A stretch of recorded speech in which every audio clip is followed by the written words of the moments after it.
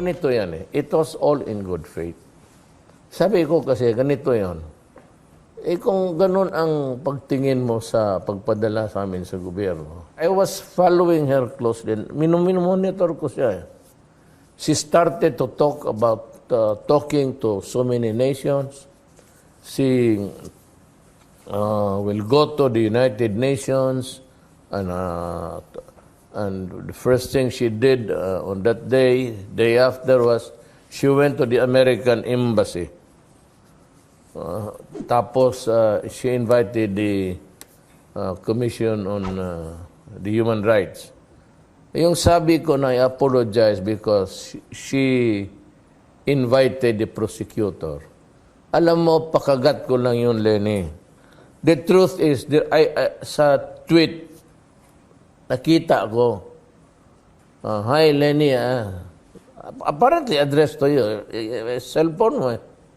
Said, I'm packed, all packed and ready to go, and excited to be there, and going there to arrest Duterte. Sabi ko, magsabi ba yan sa tao ng gano'n kung hindi mo niyaya? But since I could not prove it, or I have to tinker with the ayaw ko rin, because it is not a national security issue. Pwede kong sundin yung tawag mo. I mean, you leave a trace, a trajectory there in the air. Pwede kong tignan, but since I said it's hindi naman babal eh. You have to get a permission from the court. So, hinayaan na lang kita, sabi mo na hindi mo na. It's between you and that idiot. Pero ang ayaw ko is pumunta ka sa Amerika. Gusto mo puntang Amerika, gusto mo kipag-usap ng iyo. You made an asshole of yourself, you know. You should have convened what? All the barangay captains. All the mayors. Then all the guys connected with the rehabilitation now going on the rural, urban level. Then you have to take the stock of how many are getting better, how many are still in the limbo. No, dapat ginawa mo, alam mo ano ka yung, hindi ko kita maintindihan. You were there grandstanding, pero hinayaan kita. At tapos, you keep on taunting me if I will continue, I will fight, even if they will put so many roadblocks so that I cannot succeed. Kung magsalita ka ng gano'n, nandiyan ka, tapos yan pala ang tingin mo sa akin, loko-loko ka pala eh. Tapos itong wise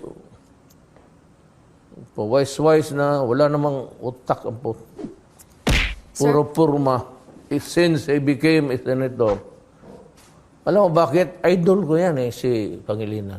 Speaking of Senator Pangilinan. Believe ako dyan sa kanya. Kaya sinabi niya, i-fire mo siya.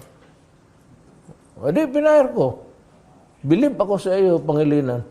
Speaking of Senator Pangilinan, sir, I'd like to read to you his statement as well as some other allies of the Vice President after you had her fired. Si Senator Francis Pangilinan, he said, yung palpak na war on drugs, ginawa nilang war on VP. And then another quote, sir, Senator Risa Ontiveros said, not only were they not ready for the Vice President, they are terrified of her. How do you respond to this? Are you afraid of Leni Robredo? And all stupid remarks coming out from an empty head. Anong palpak? The war on drugs is a continuing one in all countries, even in America. You know that. Do not be pretend to be. Or if you are not stupid, do not pretend to be stupid. Alam ninyo yan. It is a never-ending war. Sabi ko nung mayor ako ng Davao, I could eradicate it within 6 months. Oh, tinapos ko 6 months.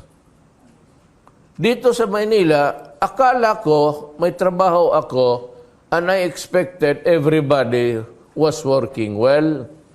I did not know when I arrived, when I got to look into the records sa drug cases, then I realized that I was fighting against my own government. Because the police, the customs, and everybody else were dipping their dirty fingers into it. Yan ang hindi ko alam na pati mga generals.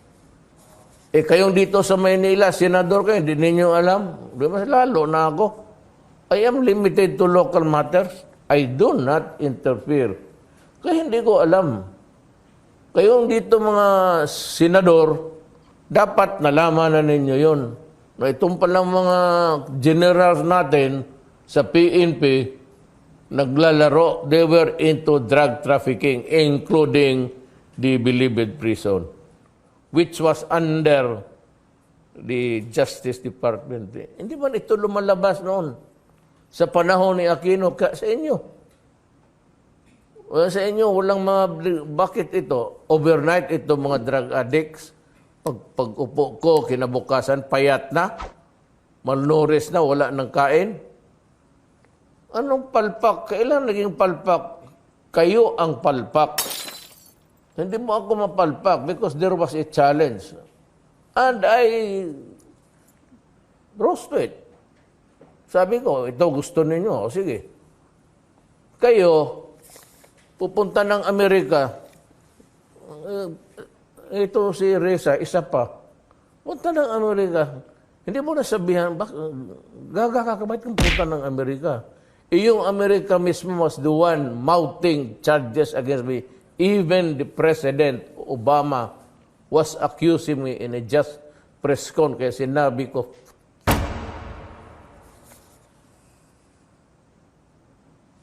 sabi ko, read my lips.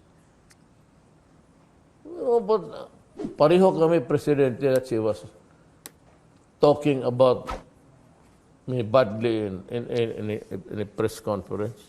Sir, let me read to you. Meron din pong statement si Vice President Leni. She said, ano ba ang kinatatakutan ninyo? Meron ba, sir? Ang tinatakutan namin, na pababa ka na pababa, hanggang pababa.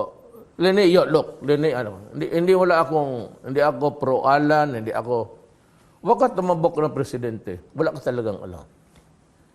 Wala ka talagang, ayaw ko na sabihin na 2 beses sa kumuha ng bar, pero wala ka talagang alam. What's next Remember, now? I said that the police can accept gifts. Of course, sabi ko. So long as it is out of gratitude, in small tokens. Tapos, 2 king senador in Niger. Akala mo automatic, that is immoral, that is illegal, that is unconstitutional. Sabi ko, hoy gaga, I was using the words of the law itself, the anti-graft and corrupt practices. Abogada ka, hindi mo alam, tapos magpresidente ka. Tapos magsabi ka lang ng relying on your being a lawyer, patay. Pareha kaya, it will be a classic. Last on this Huwag kang topic, tumanggap sir. po na po. Ngayon, maghanap kayo ng iba dyan. Yan, ilagay nyo, disgrasya yan. Remember, kayo ang nag-umpisa nito. I kept my silence all along. Kasi puro kayo mga wise, you think that your words coming out of your mouth are words of wisdom to the Filipino people. Na Filipino people, you're listening to me. Hindi na po ako politiko, hindi na po ako tumakbo, wala akong kandidato. Sinasabi ko lang sa inyo, disgrasya kayo pag si Leni ang subukan ninyo. Saan ka makakita dito to fight drugs? Magpunta pa doon sa padalhin pa yung Human Rights Commission. The Human Rights Commission ni-repudiate ko. I rebuke them. As a matter of fact, sabi ko, you cannot have jurisdiction over my person, not in a million years.